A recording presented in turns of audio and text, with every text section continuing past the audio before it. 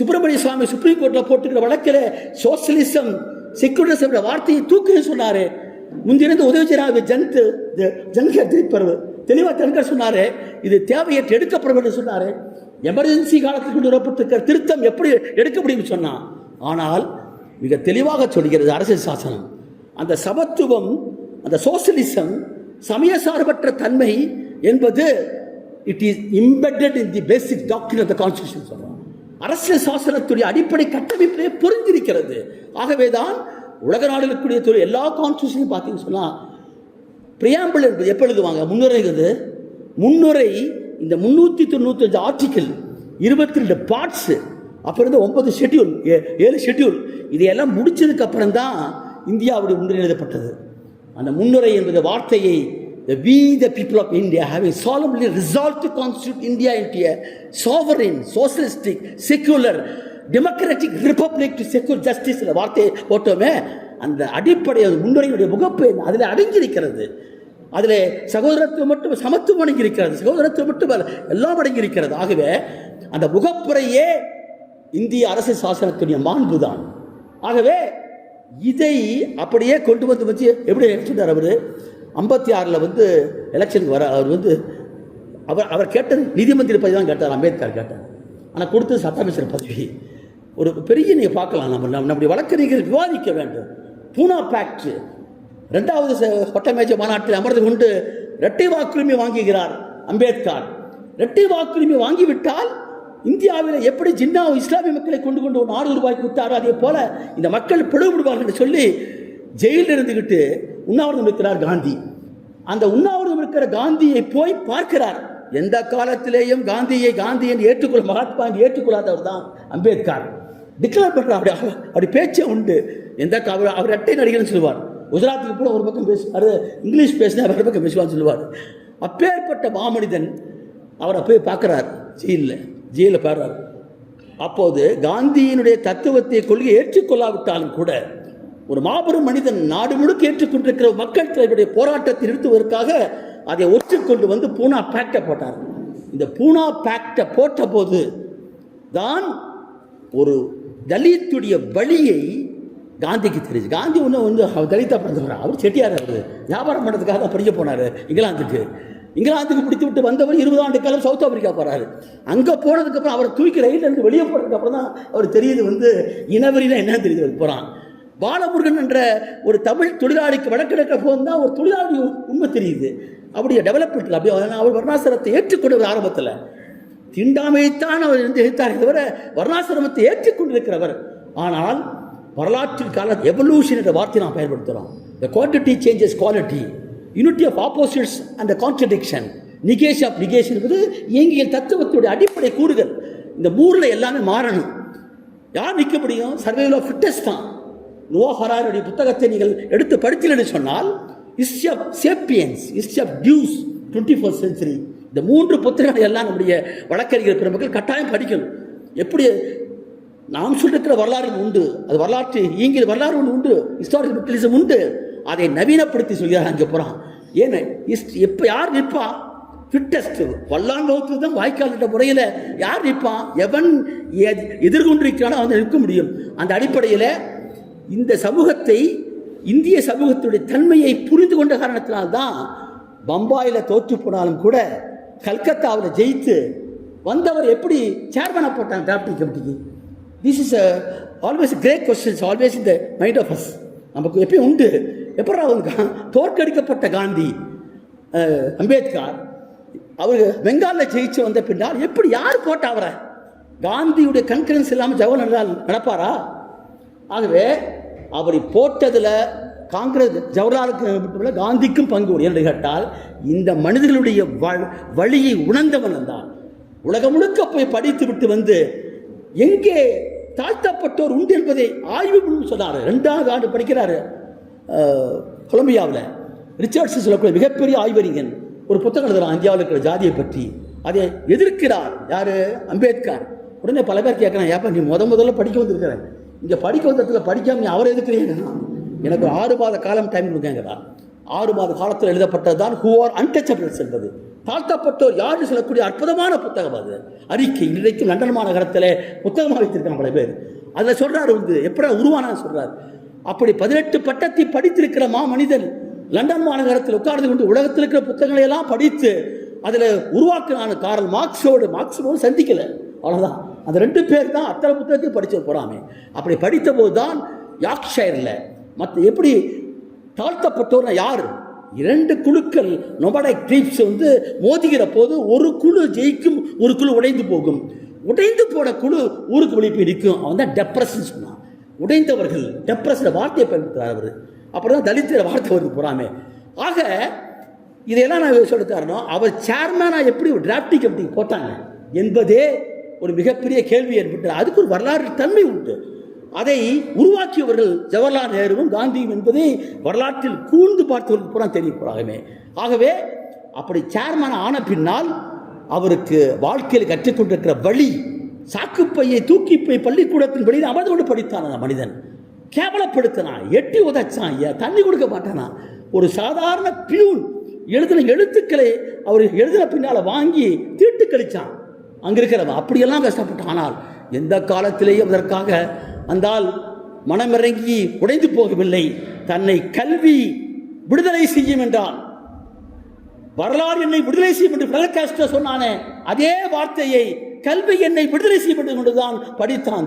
படித்து படித்து படித்து படித்து வந்த பின்னால் இந்தியாவுடைய சுதந்திரத்தை, இந்த சுதந்திரம் என்பது இட் இஸ் நாட் ஹெட்ரோஜினியஸ், இது ஒரு ஹோமோஜினியஸ் அல்ல, ஹெட்ரோஜினியஸ் என்று சொன்னால் பல பேருடைய நம்பிக்கைக்காக இருந்தது, பல பேருடைய கனவு விவராச்சு.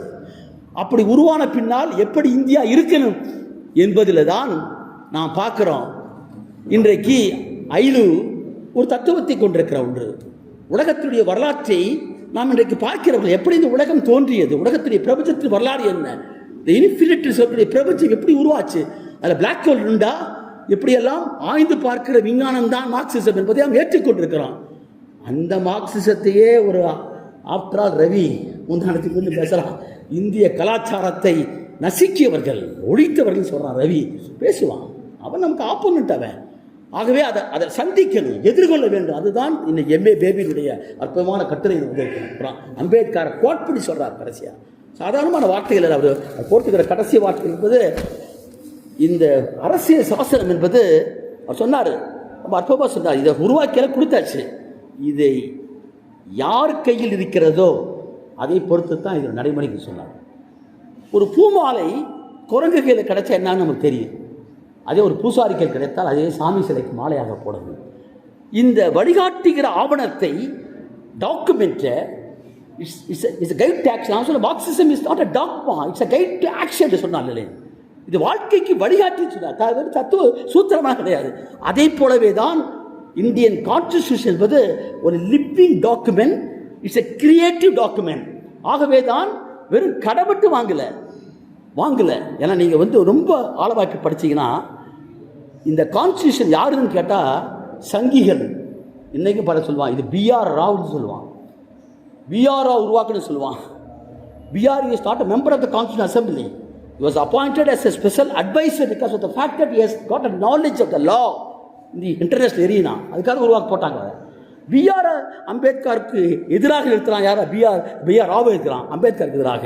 ஆனால் உண்மையிலேயே அம்பேத்கர் அவர் கொடுத்த டிராப்டை பூரா வாங்கி வாங்கி வாங்கி வாங்கி அப்படி திருத்தி போட்டார் பாருங்க. அதுதான் ஃபண்டமெண்டல் ரைட்ஸ் கொண்டு வரணும். ஆர்டிகல் 14 இன்னைக்கு 3rd part of the constitution is enforced right to the constitution. இது கோர்ட் ஆஃப் லா சொன்னாரு. டைரக்டிவ் பிரின்சிபிள்ஸ் என்பது அது நாளை நிச்சயமாக ஒரு சோசியலிச சமூகம் உருவாவதற்கான அடிப்படை தேவைன்னு சொல்கிறோம். எப்பொழுதுமே நம்முடைய மார்க்ஸ் அடிப்படையில் ப்ரீ ரிக்வெஸ்ட் இந்த வார்த்தையை போடுவோம். முன் தேவையெல்லாம் வர முடியாது. ரஷ்யாவிலே வந்ததற்கு காரணம் லெனினுடைய புதிய பொருளாதார கொள்கை. ஆட்சிக்கு வந்தால் ஃபர்ஸ்ட் அறிவிச்சான், டிகிரி ஆன் பீஸ் அறிவித்தான், டிகிரி ஆன் லேண்ட் அறிவிச்சான், எலக்ட்ரிஃபிகேஷன் ஆஃப் ரஷ்யா அறிவிச்சார். அதுபோல ஒரு புதிய பொருளாதார கொள்கை கொண்டு வந்து காட்டித்தான் சாத்தியமாச்சு. அங்கே 2 உலகப் பொருளை சந்தித்து 2 கோடி பேரை இழந்து ஈகம் செய்த அந்த நாடு 80 ஆண்டு காலம் உலகத்துக்கு வழிகாட்டியதே அது ஒரு முன் தேவைன்னு சொன்னான்.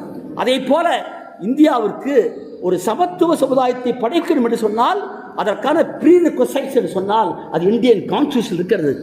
அந்த மாண்பைத்தான் நான் இந்த இடத்துல நம்முடைய தோழர்கள் மத்தியில் நான் விவாதிக்க நானும் பெரிசெல்லாம் வந்து எனக்கு தெரிஞ்ச படித்ததை பகிர்ந்தே தவிர I am not taking any class for all of you and all உங்களுக்கு எடுக்கல வந்து. இப்போ நேற்று வந்து திருப்பூரில் ஒரு வழக்கில் ஒரு தலித்தாக பிறந்திருக்கிற பெண் அரசு ஊழியராக மாறிட்டான் சத்துணவில்.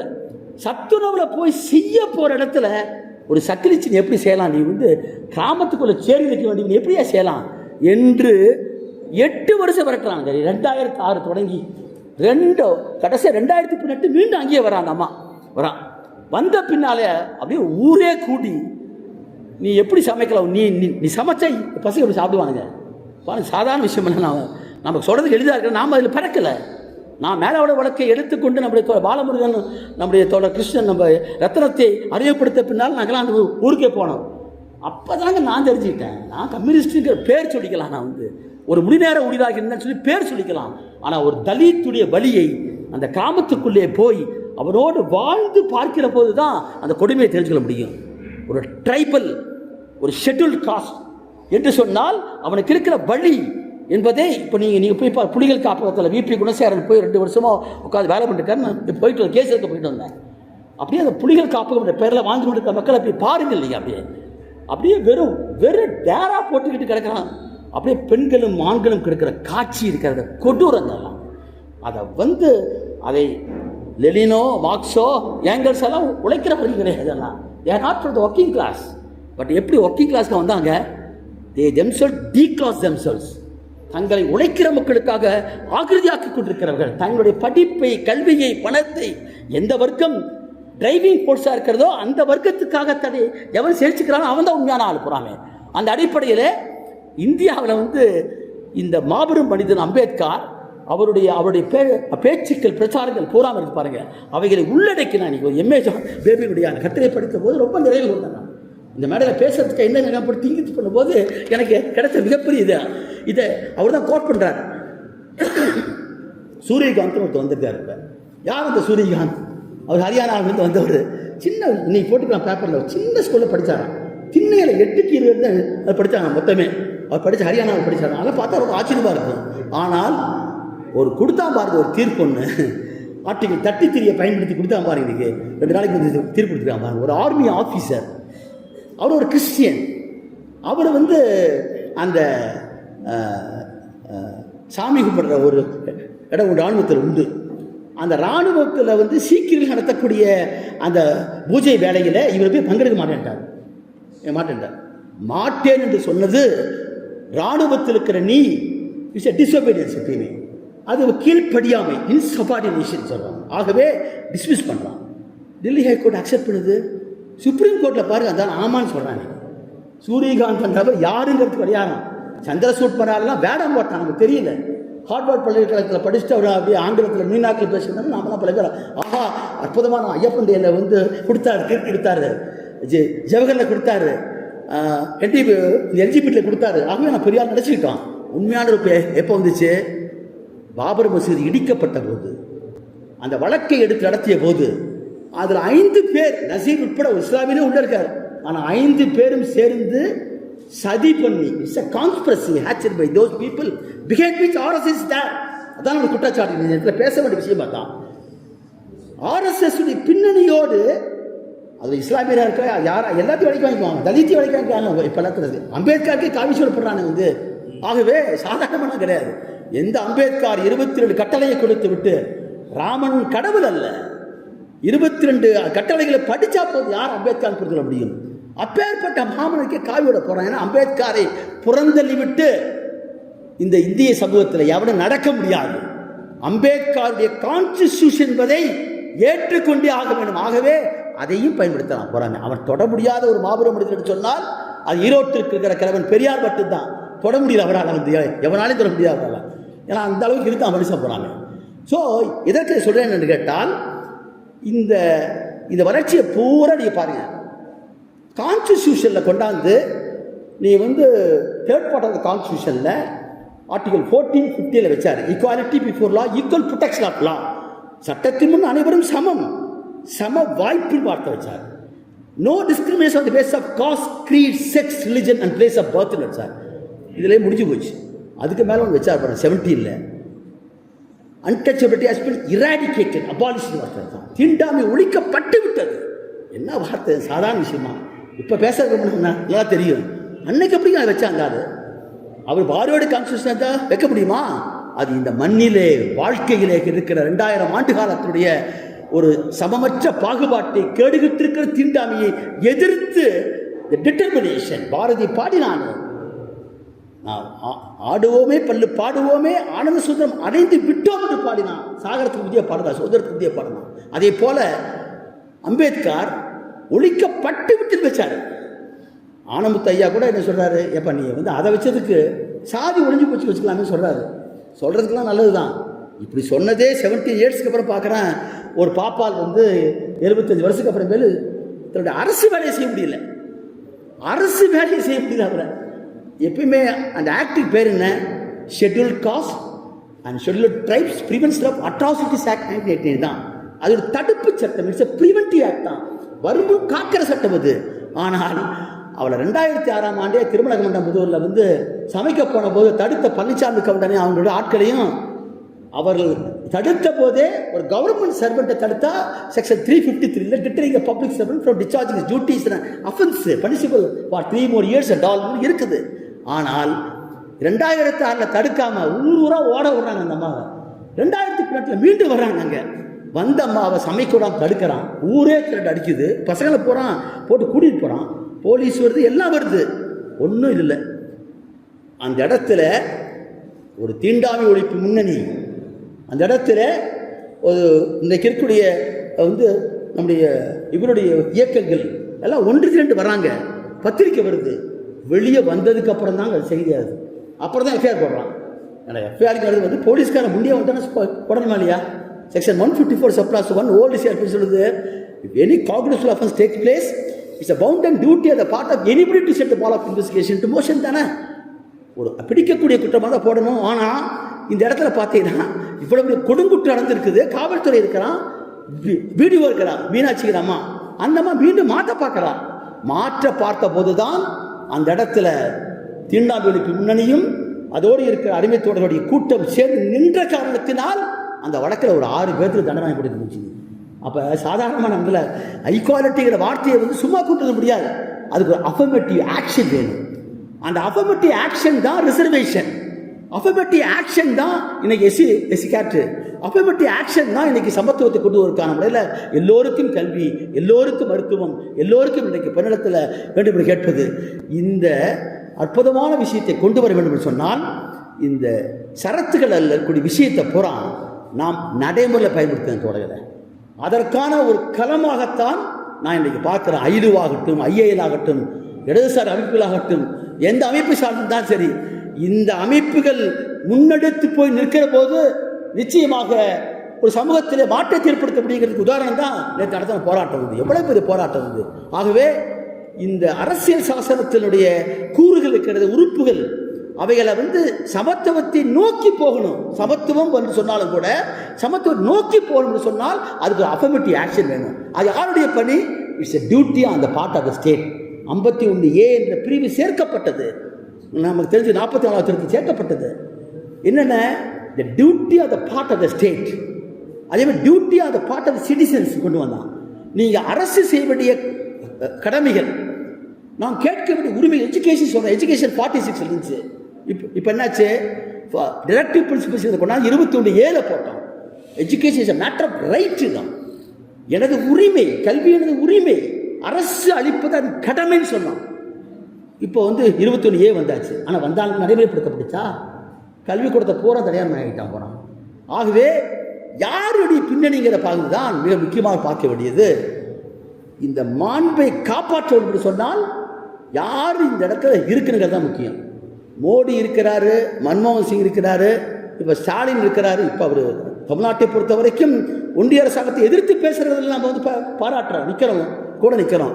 ஆனால் தூய்மை பணி தொழிலாளிகள் 5, 6 டிவிஷனில் 1253 பேர் தனியாருக்கு ஒப்பந்தம் போடுற, அந்த ஒப்பந்தம் கூடாதுன்னு சொல்லி கையெழுத்து போட்டு வாயே திறக்க பண்ணிக்கிறாரு. 3 வேளை சாப்பாடு தர்றேன், கொடு வேண்டாங்கல்ல. ஆனால் நீ கையெழுத்து போட்ட விஷயம் தானே. யார் உன்னை தீர்மானிப்பது? யார் ஆளுகிறார்? யார் இன்றைக்கு ஆண்டு கொண்டிருப்பது? மோடியா? மோடி அல்ல, மோடியை இயக்கி வைப்பது RSS இருக்கிற சித்தாந்தமே தவிர வேறு அல்ல என்பதை உணர்ந்து கொண்ட போதுதான் உணர முடியும். இந்தியாவில் இருக்கக்கூடிய விஷயம் என்னன்னா, இது கார்பரேட்டுகள் மட்டுமல்ல, கார்பரேட்டோடு சேர்ந்து காவி பாசிசம் சேர்ந்து இருக்கிறது. இது ஒரு நவீன பாசிசம் தான். இது நியூ கலோனியல் பாசிசம் சொல்றேன். என்ன, எப்படி கார்பரேட்டுகள் வந்து இந்தியாவுடைய கடைகளை விரிச்சாச்சு. அவ்வளவுதான். இங்க இருக்கக்கூடிய சொத்துக்கள் அத்தனை எல்லாம் கொண்டுட்டு எங்கேயோ போறான். அவனுக்கு சாதகமாக ஒவ்வொன்றா பறிச்சுக்கிறான். எதை குடியுரிமைன்னு சொன்னோம். ஒரு மனிதன் ஒரு ஓட்டுன்னு சொன்னாரு, அந்த குடியுரிமையை பறிச்சுட்டான். இப்போ வந்து அது 2019ஆம் ஆண்டு துவக்கிறான். சிட்டிசன்ஷிப் அமெண்ட்மெண்ட் ஆக்ட் NRC கொண்டு வந்தான். அப்படி கொண்டு வர போதே இது எல்லாருக்கும் பாதிக்காது, இது வந்து வெறும் இங்கிலாந்து வந்து பாகிஸ்தான்லேருந்து வரவங்க அல்லது வந்து இஸ்ரேல் இந்த இங்கே ஆப்கானிஸ்தான் என்று சொன்னான். ஆனால் இப்போ என்னாச்சு, நான் வந்து இருக்கிறாங்கிறது போனதை ஓட்டு போடுறதுல இருக்குது. ஓட்டு போட்டுருக்கேன் போன தடவை, உனக்கு ஓட்டு போட்டு தேர்தல் வைக்கிறேன், அதில் ரெக்கார்டு இருக்குது. நீ வந்து ஆன்லைனில் போட்டால் போதுமே, ஆன்லைனில் போட்டால் போது நான் தெரிஞ்சுக்கிறோம். இப்போ நமக்கே ஒரு அச்சம் வந்தாச்சு, நாம் இருக்கிறோமா இல்லைன்னு நமக்கு அச்சம் வந்தாச்சு. நான் பவானி இருக்கிறதே கிடையாது, நான் ஊருக்கு போன சுற்றி இருப்பேன். நேற்று முந்தின மதுரை ஹைகோர்ட்டில் இருந்தேன், கவின் மேட்டருக்கு ஆர்கியூ பண்ணேன். நேற்று திருப்பூருக்கு இருந்தால் நாளைக்கு நான் சென்னை போயிடுவேன். நான் வீட்டில் இல்லை, நான் கையெழுத்த போடல. இப்போ எனக்கு தெரியுமா நான் நாளைக்கு இருப்பேன்ட்டு. யார் டிசைட் பண்ணுறா? ஆர்டிகல் 5 to 11 எடுத்து பாருங்க. 5 to 11 இந்த மண்ணிலே பிறந்திருக்க வேண்டும். KM முன்ஷி கான்ஸ்டியூஷன் அசெம்பிளியில் ஆர்கியூ பண்ணுறாரு. பாகிஸ்தான் பிரிந்த பின்னால், இங்க இருக்கிற இஸ்லாமியர்களுக்கு தனிநாடு வந்த பின்னால் இந்தியா இந்துக்களின் நாடு. ஆகவே இந்து நாட்டை பாரத நாடு, இந்து நாடு என்று அறிவிக்க வேண்டும் என்று சொல்லி போராடினார் KM முன்ஷி. நீ கான்ஸ்டியூஷன் அசெம்பிளி எடுத்து படிச்சு பாருங்க போறாங்க.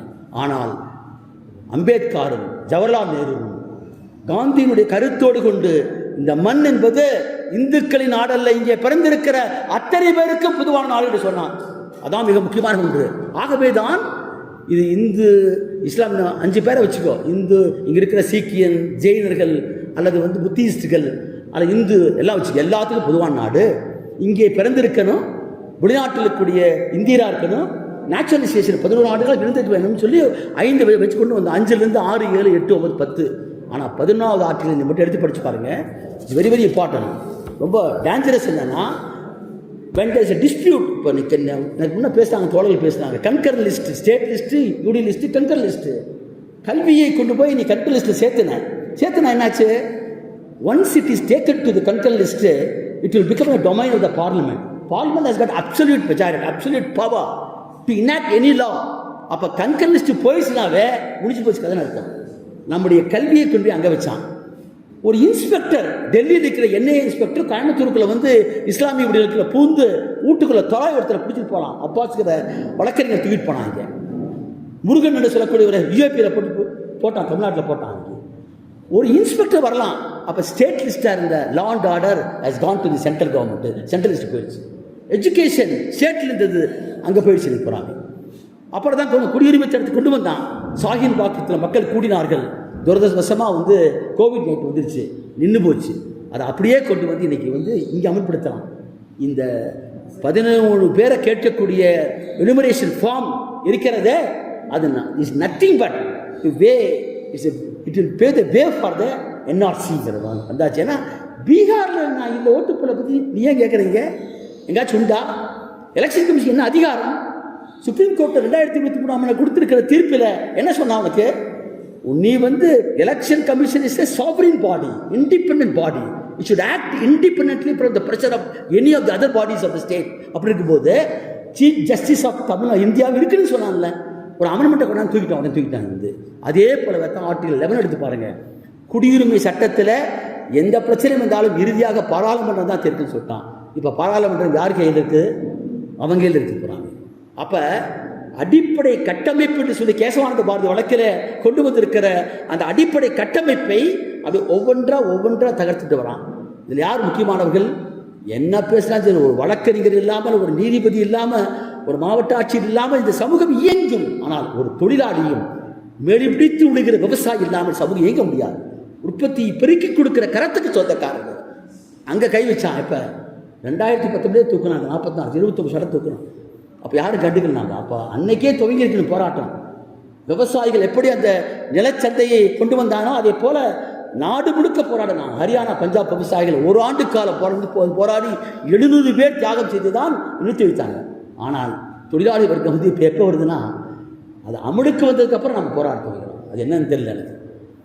அங்கே தான் இருக்குது விஷயம் புறாங்க. அப்போ இவர்களை திரட்ட வேண்டிய பொறுப்பிலே நாம் இருக்கிறோம். அருமை தொடர் ஆனந்தனுடைய அற்புதமான இந்த புத்தகத்தை இந்த இடத்துல நான் பதிய வைக்க விரும்புகிறேன். ஒரு 5 உடைய உறுப்பினராக, தலைவராக, இலக்கிய எழுத்தாளராக எதை செய்ய வேண்டுமோ அதை காலத்திலே செய்திருக்க அருமை தொடர் ஆனந்தம் இந்த இடத்துல பாராட்ட கடமைப்பட்டுக்கிறேன். போறாங்க மிகச் சரியாக போட்டார் புத்தகம். ஏன்னா சாதாரணமானதல்ல. நீ ஐபிசி, சிஆர்பி எல்லாமே பிரிட்டிஷ்காரது. மெக்காலே இங்கே வந்து நாடு முழுக்க போய் பார்த்து தான் ஐபிசி கொண்டு வந்தோம். 1860. 1860 வரும்போது 124A கிடையாது, 120AB கிடையாது. இந்த செடிசன் என்று சொல்லக்கூடிய அமெண்ட்மெண்ட்டு, 120A சொல்லக்கூடிய கிரிமினல் கான்ஸ்பிரசி, இந்த 2 அமெண்ட்மெண்ட் எப்போ வந்துச்சு? 1860 கிடையாது. இந்த சுதந்திர போராட்டம் எழுச்சி கொண்ட பிறகுதான் இந்த சுதந்திர போராட்டத்தை ஒடுக்குவதற்காக கொண்டு வரப்பட்டது தான் அந்த செடிசன். செடிசன் இருக்கிற வார்த்தை என்ன? நமக்கெல்லாம் தெரிஞ்ச விஷயம். Intention is important thing in the all the criminal cases. மென்சிரியான்னு சொல்கிறேன் எப்பயுமே. Mens rea intention, mere intention is not an offense. You all know very well, being a lawyers, we know very well. A intended to murder B is not an offense at all. எப்போ அது offense ஆகும்? Actors case ஆகும். when the intention is converted into a action by a overtime, அப்போ தான் அது ஒரு actors case ஆகும்போது தான் அது குற்றமாக வர முடியும். ஆனால் 124A அப்படி அல்ல. ஃபீலிங் டிஸ்அஃபெக்ஷன் டுவர்ட்ஸ் ஸ்டேட்டுங்கிற வார்த்தையை போடுறான். ஃபீலிங் டிஸ்அஃபெக்ஷன், மனதுக்குள்ள நினைச்சா போதும், அதுவே அஃபென்ஸ். அதான் 124A. அதை எடுத்து தான் பாலகங்காதர திலகர் மீதும் காந்தி மீதும் வழக்கு போட்டாங்க. அந்த வழக்கில் காந்தி சொன்னார், சொன்ன பிரிட்டிஷ் ஜட்ஜி சொன்னான், ஐயா உங்கள் மேலே மரியாதை வைக்கிறது, ஆகவே தயவுசெய்து ஒத்துக்கிட்டு எனக்கு இருக்கிற பவரை வச்சு குறைச்சி தரேன்னு சொன்னான். அப்போ தெளிவாக சொன்னார் காந்திஜி. ஏன்னா அவர் பேரிஸ்டர் படுத்து வந்தாங்க. உன் வேலையை நீ பாரு, என் வேலையை நான் பார்க்குறேன். ஏன்னா நீ நாட்டை ஆக்கிரமித்து இருக்கிறாய், உனக்கு எதிராக நடத்த வேண்டியது எனக்கு கடமைன்னு சொன்னான். அந்த 124A சுதந்திரத்துக்கு பின்னாலே கொண்டு வந்தான். கொடுமை நம்ம ஒடுக்குவதற்காக கொண்டு வரப்பட்டிருக்கிற அந்த பிரிவு சுதந்திரம் அடைந்த பின்னால் இருந்தது. 1901 வந்தாச்சு.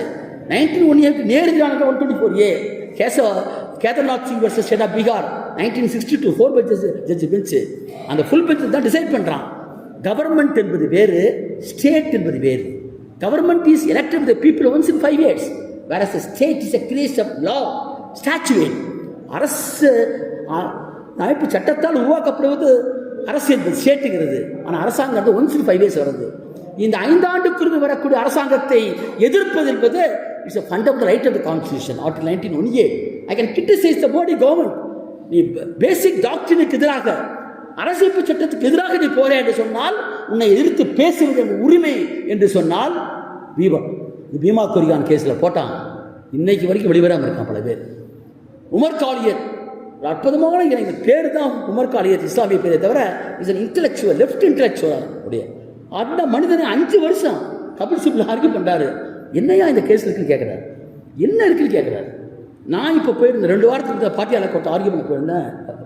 பாப்புலர் ஃப்ரண்ட் ஆஃப் இந்தியாவுடைய கேஸில் வந்து அந்த பேனை எழுத்து அந்த கேஸில் வந்து என்ன போயிருந்தேன். அந்த மொத்தம் பாப்புலர் ஃப்ரண்ட் ஆஃப் இந்தியாவோட தலைவரில் பூரா உள்ள போட்டுக்கலாம். அபூபக்கர் சித்திக் தலைவர் 75 ஆண்டு ஆப்ரேஷன் பண்ணால் படுக்கையே கிடக்கிறான். அந்த ஆளை விட மாட்டேங்கிறான். அதில் முகமது ஜின்னாவுக்காக நான் அந்த ஆர்கியூ பண்ண போனேன். 7000 பக்கம் 2 நாள் படித்தேன். என்னையா போட்டுருக்கேன் பார்க்குறேன். எனக்கு இருக்கிற அனுபவத்தில் நான் நடத்திருக்கிற ஒரு 500 கொலை வழக்கு நடத்திருக்கிறேன். எனக்கு இருக்கிற அனுபவத்தில் இதில் எங்கடா இருக்குதுன்னு பார்க்குறேன்.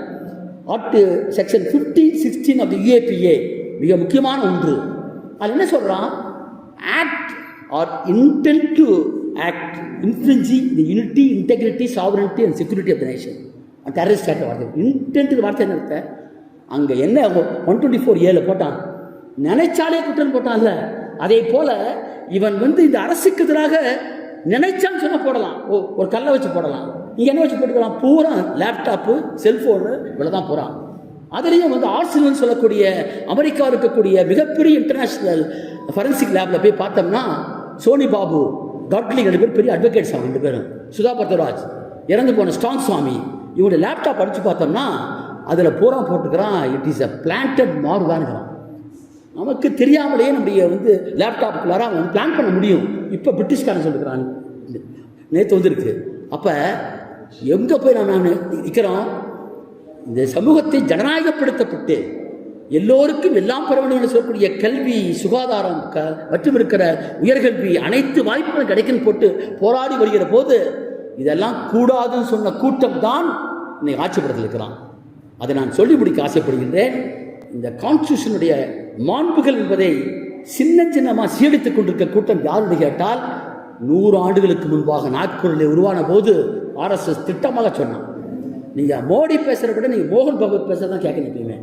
You must understand his speech always. அப்படியே அவர் தான் தெளிவாக பேசுவான். நீங்கள் முந்தி அரக்கார் சோட்டை போட்டுதானே, இப்போ ஃபுல் டோஸ் போட ஆரம்பிச்சாங்க. அவ்வளோதான் வித்தியாசம் அவங்களுக்கு. ஆனால் என்ன 100 வருஷத்துக்கு நான் சொன்னால் தெரியுமா உங்களுக்கு? இந்தியர்களாகிய நீங்கள் ஒன்றை மனதிலே கொள்ள வேண்டும். உங்களுடைய சக்திகளை சேமித்து வைத்துக் கொள்ளுங்கள். உங்களுக்கு எதிரி பிரிட்டிஷ் ஏகாதிபத்தியம் அல்ல. இந்தியாவில் இருக்கக்கூடிய இந்துக்கள் தங்கள் சக்திகளை திரள வைத்துக் கொண்டு எதிர்க்க வேண்டியவர்கள் யார் தெரியுமா? இஸ்லாமியர்கள், 2வது கிறிஸ்தவர்கள், 3வது கம்யூனிஸ்ட் என்று சொன்னான். தெளிவாக சொன்னான். அன்னைக்கு அதை நிறைவேற்றிருக்கலாம் போகிறாங்க. பீமா கொரியாலே ஆகட்டும், ஷாஹின் பாகத் ஆகட்டும், தொழிற்சங்க போராட்டம் இருக்கும்.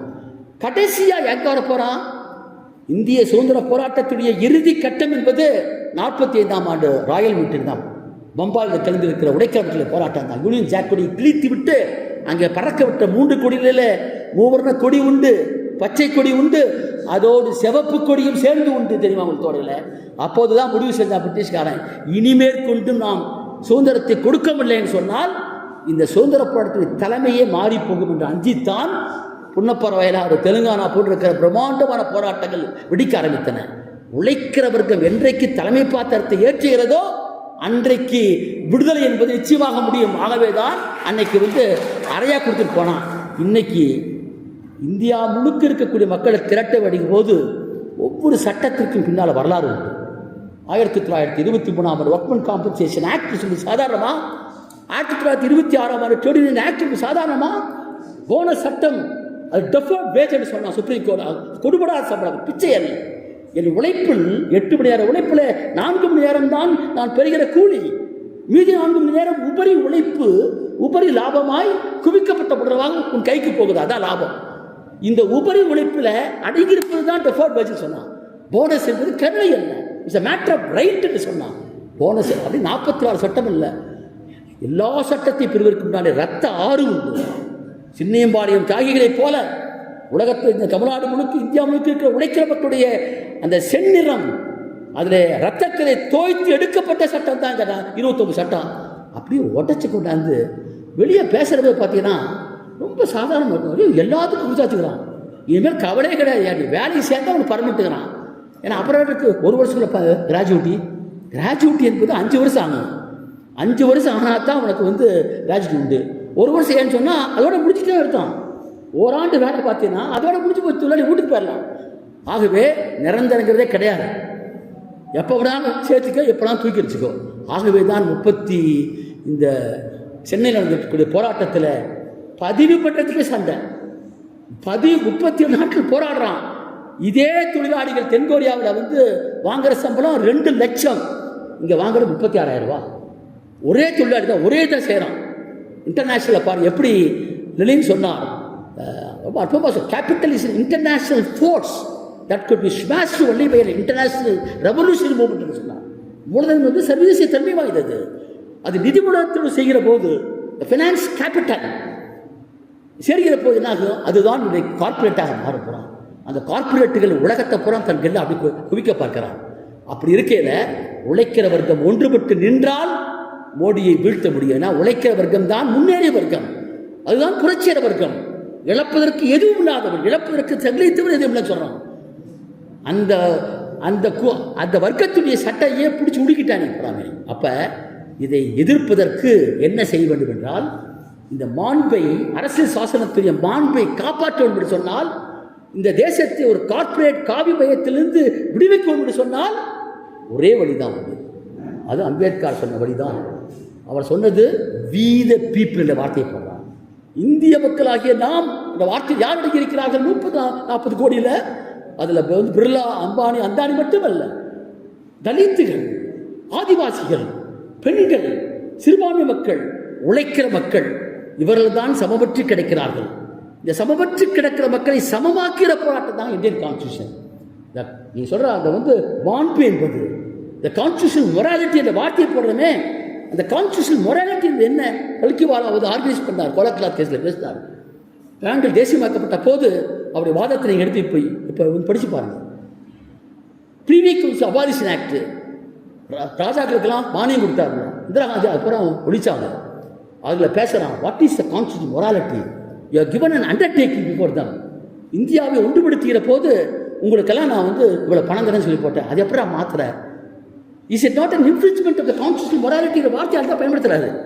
அதே இதுதான் நான் இப்போ கேட்குறேன். இப்போ அரசியல் சாசனத்தில் கொடுக்கப்பட்டிருக்கிற வழிகாட்டில் இருக்கிறதே சமத்துவம், சகோதரத்துவம், சுதந்திரம் என்ற வார்த்தை, இதை நீ அமல்படுத்துறதுக்குள்ளார அந்த கான்ஸ்டியூஷன் மொராலிட்டியை பூரா ஒவ்வொன்றா உடச்சி கொண்டு விட்டியே. அதில் சமமற்ற மக்களை சமமாக்குகிற போராட்டத்தில் நாம் ஒன்றுபட்டு இருக்காவிட்டால் இந்த நாடு எங்கே போகும்?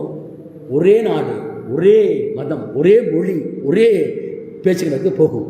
அப்போ அதை உடைப்பதற்கு யார்? we the people என்பதுதான். அந்த பீப்புளை ஒன்றுபடுத்தக்கூடிய படையிலே மிகப்பெரிய பங்காற்றக்கூடிய படைதான் ஐலும் ஐஏலும் மட்டும் இருக்கக்கூடிய இளம் படையில பதிவைத்துக் கொண்டு அதை சாதிக்க வேண்டும். இல்லை என்று சொன்னால் குஜராத்தில் ஒருத்தர் சொல்கிறான் ஜட்ஜ்மெண்ட்டில், ஏமா அந்த மாதிரி கல்யாணமாக பிரச்சனை வந்துருச்சு, அவன் 2 பேரும் டைவர்ஸ் நிற்கிறாங்க. அதில் கேட்குறான், கொஞ்சம் ஜட்ஜு சொல்கிறான், அந்த அம்மாவுடைய ஜாதகத்தை பாருங்கள், செவ்வாய் தோஷம் பாருங்க, it's judgment that is spread out with Gujarat ஐட்டோ சொல்கிறான். அங்கே இவன் என்ன சொல்கிறாரு சந்திரசூட்டு, ஏன்னா நீ you are dealing with secular issue. Babar மசூதி ஒரு சிவில் சூட்டு தான். அது நமக்கு தெரியும், adverse possession section article 65 of the limitation ஆக்டில் இட்ஸ் அ பொசஸரி டைட்டில். நமக்கு தெரியும், ஒன்று ப்ரொப்ரைட்டரி டைட்டில், இன்னொரு possessory title. I have been possessed of the property with the knowledge and consent of the owner of the property openly, continuously, uninterruptedly for more than 12 years. The wrong will become a right. By means it has become adverse possession. இது சட்டம். 400 ஆண்டு காலத்தினுடைய வளர்ச்சி கொண்டிருக்கிற ஒரு மிகப்பெரிய பாபர் மசூதியை போகிற போக்கில் தூக்கி அந்த பக்கத்தில் எடுத்து போயிட்டேன். நான் கேட்டது என்னன்னா, என் சாமியை கும்பிட்டேன், இவர் சாமி யார்? இந்து சாமி கும்பிட்டேன், அவர் தான் கழித்தான்னு சொல்லுவான். எப்படி அது ஒரு சிக்கல்?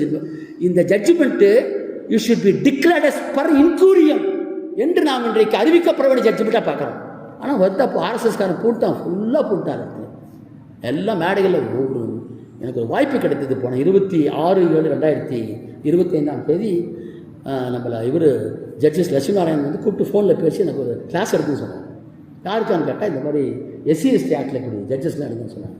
அதுக்கு பற்றி தான் நாங்கள் பலம் இருக்கணுங்க, இந்த கேஸை வருஷப்பிரியா கேஸ் நடத்திக்கிறேன், வாங்கிட்டு வந்துடும். அதுக்கே பாடுபட்டோம். சரி ஒத்துக்கிட்டு அந்த கேஸில் போய் ஒரு நாள் கிளாஸு நானும் பியூஷ் சுரேஷ் 2 பேர் இருக்கிறோம். நான் மார்னிங் செஷன் ட்ரையல் படுத்தலாம் என்ன வச்சுட்டாரோ ஆஃப் லன்ச் வச்சுட்டாரு. அந்த கிளாஸ் நடக்கும் போது நான் சொல்லி தான் வந்தேன், ஏன்னா டிஸ்ட்ரிக்ட் ஜட்ஜ் சண்டை போட்டே கிடக்கணும்.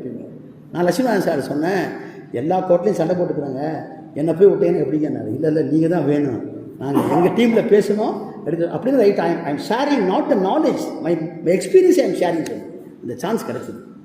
போய் உட்காங்க.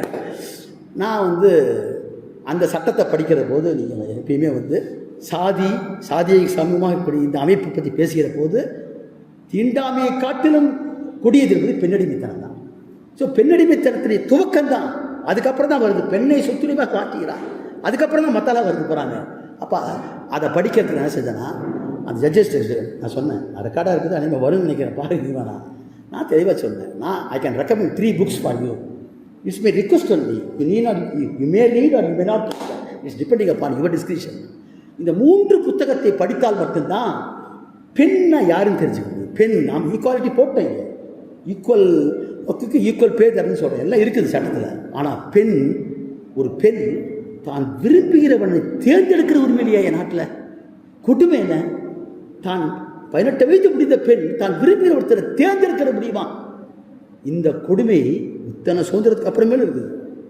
இதையெல்லாம் நீங்கள் படிக்க எப்படி ஆரிஜின் போனீங்கன்னா, அதுக்கு நீங்கள் ஏங்கல்ஸுடைய புத்தகத்தை படிக்கணும்னு சொல்லுங்கள்.